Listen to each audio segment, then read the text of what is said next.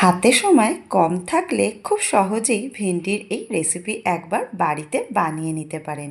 খুব টেস্টি হয়। এখানে আমি 200 গ্রাম ভিন্ডি নিয়েছি। একদম কচি ভিন্ডির আমি ব্যবহার করেছি। কাটার আগে খুব ভালো করে ধুয়ে নিলাম। এবারে ভিন্ডিগুলোর সামনের অংশটাকে আর পিছনের অংশটাকে কেটে বাদ দিয়ে নিয়েছি। যেহেতু আমি ছোট ভিন্ডি ব্যবহার করেছি, তাই কোনো 2 টুকরো বা 3 টুকরো করলাম না। কড়াইতে তেল গরম করে ভিন্ডিগুলোকে দিয়ে দিলাম। দিয়ে দিচ্ছি পরিমাণ মতন লবণ। হালকা নাড়াচাড়া করে নেব 2 মিনিট, মানে হালকা ভেজেই তুলে নিচ্ছি। খুব বেশি কিন্তু ভাজার এখনই প্রয়োজন নেই। কড়াইতে ফোড়নে দিয়ে দিলাম গোটা জিরে, আদা কুচি, রসুন কুচি আর কাঁচা লঙ্কা কুচি। 1 মিনিট মিডিয়াম ফ্লেমে একটু নাড়াচাড়া করে নিয়ে অ্যাড করলাম পেঁয়াজ কুচি।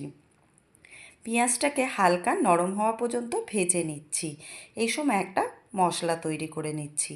টক দই, হলুদের গুঁড়ো, লঙ্কার গুঁড়ো, জিরে গুঁড়ো, ধনে গুঁড়ো আর গরম মশলার গুঁড়ো সব ভালো করে দইয়ের সাথে মিশিয়ে নিলাম। এদিকে দেখুন পেঁয়াজটাও নরম হয়ে গেছে। এর মধ্যে মশলাটাকে দিয়ে দিলাম। কষিয়ে নিচ্ছি মিডিয়াম ফ্লেমে 2 মিনিট। একদম মাখা মাখা করে কষাবো কিন্তু। দেখুন একদম মাখা মাখা কষানো হয়ে গেছে।